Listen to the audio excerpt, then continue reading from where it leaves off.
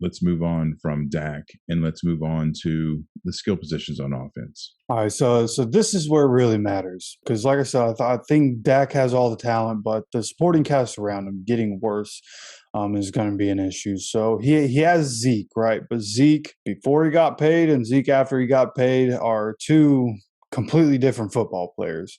But Tony Pollard, they have Tony Pollard. Tony Pollard has looked good enough to where a lot of people in this offseason have gone on record saying that Tony Pollard should take the starting job from Zeke, which I don't totally disagree with. But Zeke, if you get the potential out of Zeke, he's one of the better running backs in the league, which is so it's hard. But when you look at it, it's still a good stable of running backs. They should be fine there. The thing that I think is going to really hurt this offense is the fact that they run so many three wide receiver sets and they lost Amari Cooper. So now you have CeeDee Lamb, who's amazing, Michael Gallup, who, as long as he can stay healthy and on the field, is also a very good wide receiver, has just been stuck in a depth chart with two all-star type guys. After that, they have Jalen Tolbert and James Washington. We've seen a little bit of James Washington on the Steelers in the past. I don't think that's very flashy. And then Dalton Schultz at tight end. So it's not like there's a plethora of weapons here for the Cowboys to be able to use this upcoming season. And they're going to have concentrated targets between the wide receivers and tight ends. It's going to be difficult for them if they are not deep. If this Cowboys offense gets hurt at any position, they're going to be in a bad spot outside of Zeke getting hurt, but then you don't have any depth behind Tony Pollard. So, the Cowboys are in more trouble than what it seems like people are talking about in the media. A lot of people talking about them being a playoff team, but if you look at just the offense alone here, I definitely have my doubts.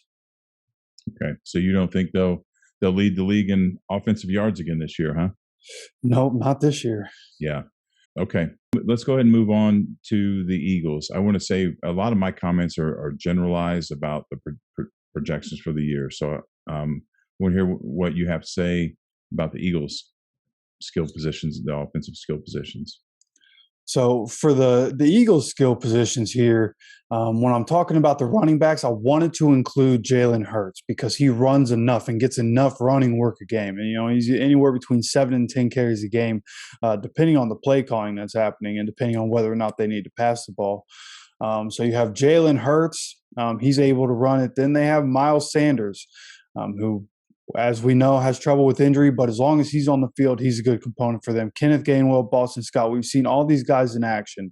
And Nick Sirianni loves his running backs. He has a good stable of running backs plus his quarterback. Then you go to the wide receivers. A.J. Brown, a huge trade on draft night to get A.J. Brown in there. Devontae Smith, Quez Watkins, a lot of people talking about him. As a rookie, he should be a nice wide receiver for them, and they're going to need it because Jalen Reagor, first-round pick from a couple years ago, has done nothing in his NFL career. And then they signed Zach Pascal. I won't spend too much time on this. It's not like he's a superstar in the league, but as Colts fans, we knew Nick Sirianni. As Colts fans, we know Zach Pascal. I know how much Nick Sirianni loves Zach Pascal and the things that he does. He does a lot of the dirty work in the run game and the pass game.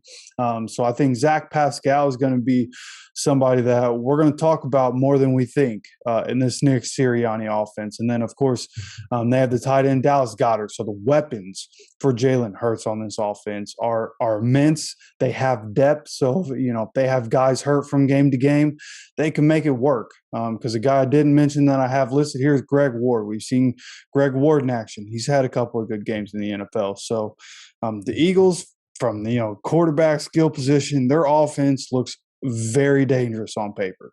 And well, so this goes back to, and we're going to talk about this in predictions.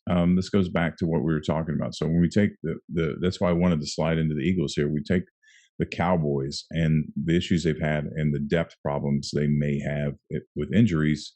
If things go well for the Eagles and the Cowboys are battling some injuries, the Eagles could sneak up and take this division, which is what we said a few minutes ago.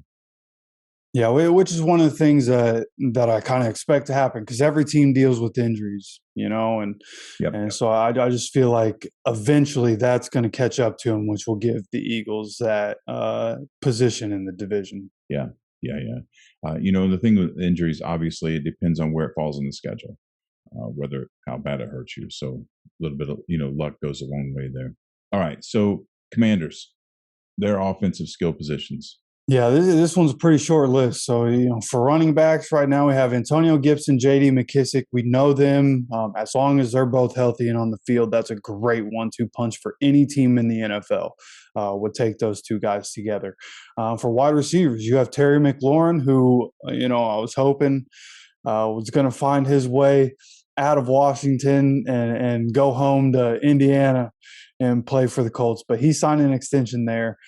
Terry McLaurin is a star. Like he's going to do what he does. But then they have Curtis Samuel and Jahan Dotson is the rookie that they drafted. A lot of people like this kid. I think he has all the ability to be a great NFL player. The only problem with these skill position guys for the Commanders is that they have one of the least accurate quarterbacks in the NFL. And I don't say that as a salty fan. I'm talking he was 31st out of 33 qualifying quarterbacks in 2021 in terms of accuracy. Carson Wentz was. So, I do like the skill position guys here. I think if the skill position guys for the Commanders were the skill position guys for the Colts, I wouldn't feel as good as I do about the Colts, but I'd feel pretty good about it because this is a good group of guys. But are they enough to elevate the team to a winning record? Absolutely not. All right. And probably at the very bottom is going to be the Giants. Is Daniel Jones going to have any help? You know, Realistically, Daniel Jones has a lot of help. I don't think this by far not the worst in this division. I think the Commanders probably have the worst in this division. The issue with Daniel Jones's group of guys is that they don't stay healthy. Kenny Galladay hurt a bunch of games last year. Sterling Shepard for years has been hurt a bunch. Kadarius Toney in his rookie year looked great the couple of times he was on the field, but got hurt a bunch. Darius Slayton also looks great on the field, but gets hurt a bunch. Saquon Barkley, an all-world type running back, has been hurt the last couple of years. So, you have all this great talent. The Giants, you got to credit them. They've done a good job of collecting talent, but these guys keep getting hurt. I don't know if you got to change the coaching staff. I don't know if you need to do something about your field. It's something. You got to stop these guys from getting hurt because if they can stay on the field, Daniel Jones has a chance. These guys are really good. I mentioned the name Kenny Galladay, Sterling Shepard, Kadarius Toney, Darius Slayton, Saquon Barkley. They even brought in Matt Breida to be a backup for Saquon Barkley, which is a fine backup. Any team in the league would be fine with Matt Breida as a backup running back. You bring in Ricky Seals-Jones, who generally can stay healthier than an Evan Ingram can. So I think the weapons here are good. Just whether or not they can stay on the field is the part that really gets to me with this group. Okay.